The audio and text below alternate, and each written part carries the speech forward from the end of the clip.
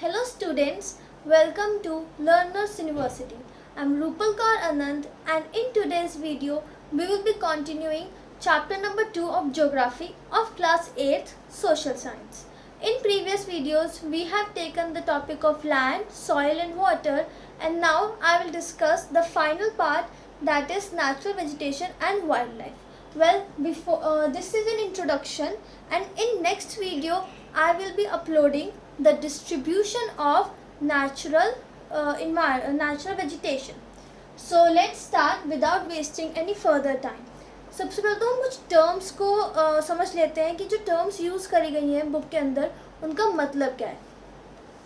तो natural vegetation का main मतलब होता है ऐसे प्लांट्स या ऐसे ट्रीज जो नेचुरली ग्रो करते हैं, but over the period of time हम ह्यूमंस ने इस पर मॉडिफिकेशन करी है और हम इन्वायरमेंट के साथ जो अर्बनाइजेशन सिविलाइज जो भी हमने किया है विद टाइम, जो हमने जेनेटिक जो स्पीशीज़ का जेनेटिक चेंज किया है, ये सब की वजह से अब हमने ये डेफिनेशन दी है नेचुरल वेजिटेशन की. All the types of plants are the part of natural vegetation.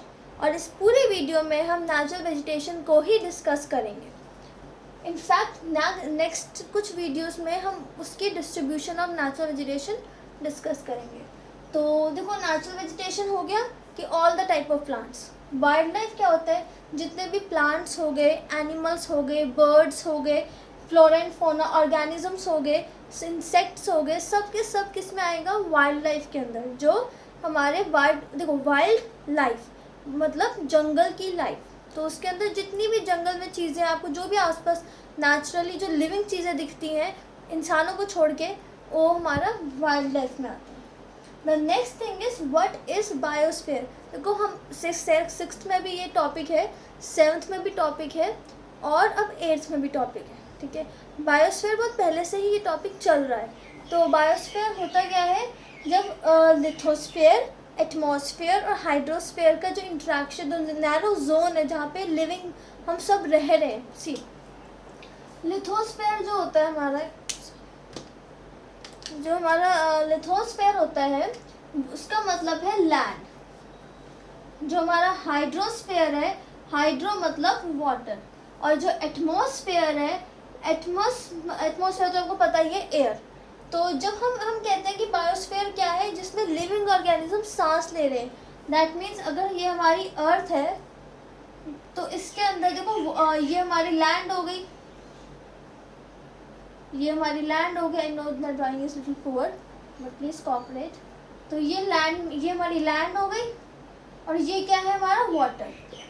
तो लैंड और वाटर, लैंड मतलब लिथोस्फीयर, वाटर मतलब हमारा हाइड्रोस्फीयर.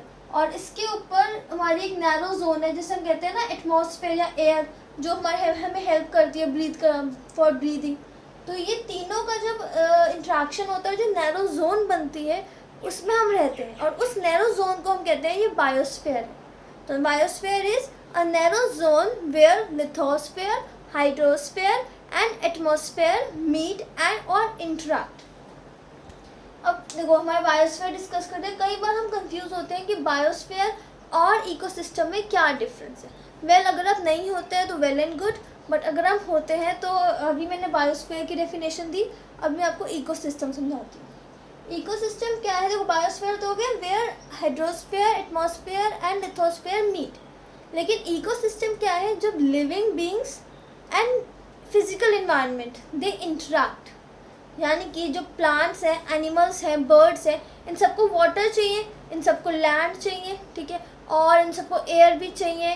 और जो फिजिकल इन्वायरमेंट है हमारे आसपास का, जो जैसे हवा होगी, नाइट्रोजन, जितनी भी बैक्टीरिया, जितना भी हमारा फिजिकल इन्वायरमेंट में आता है, ठीक है, उसके अंदर जितनी भी चीज़ें, उनका जब इंट्रैक्शन लिविंग बीइंग से होता है, यानी कि बर्ड से, एनिमल से, ह्यूमन से, तो वो क्या होता है?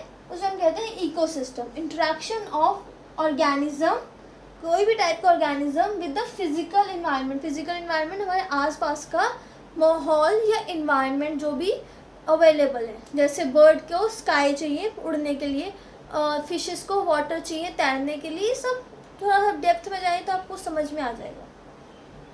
अच्छा ये चीज़ हो गई। इसके बाद हमारे नेचुरल वेजिटेशन की क्या ज़रूरत है हमें। तो देखो ये तो बहुत कॉमन सा क्वेश्चन है कि हमें नेचुरल वेजिटेशन क्यों चाहिए, हमें ट्रीज़ क्यों चाहिए।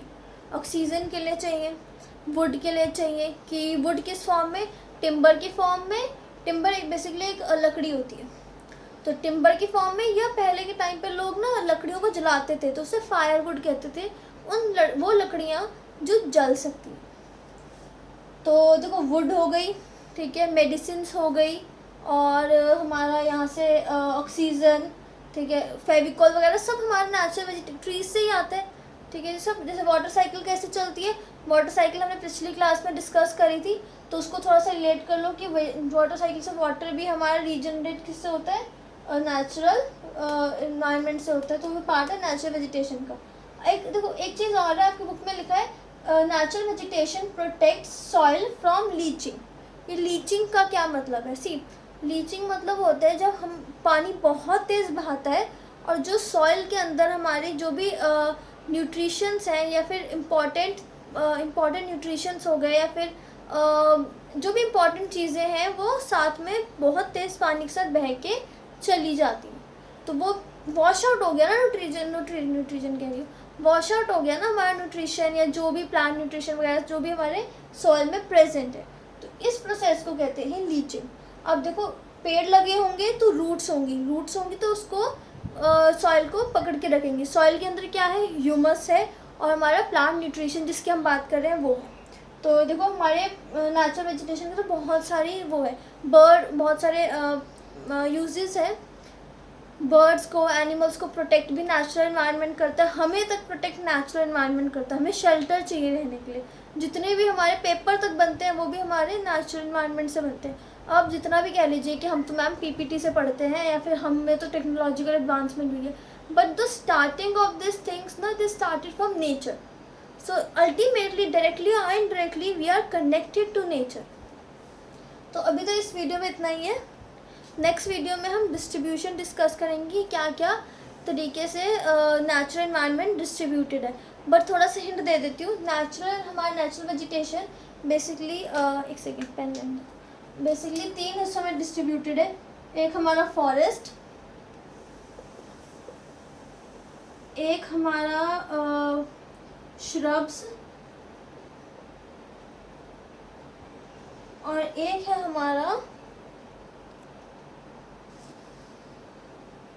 ग्रासलैंड्स। तो हम तीनों के बारे में, देखो बुक में ज़्यादा नहीं है बट मैं थोड़ा डिटेल से पढ़ा रही हूँ ताकि आपको समझ में आए। तो अगली क्लास में ये हम तीनों को पढ़ेंगे अच्छे से अगले वीडियो में। तो if you have understand this basic concept, please do tell me in the comment section, and have a good day. And if you like this video, please like and subscribe Learners University.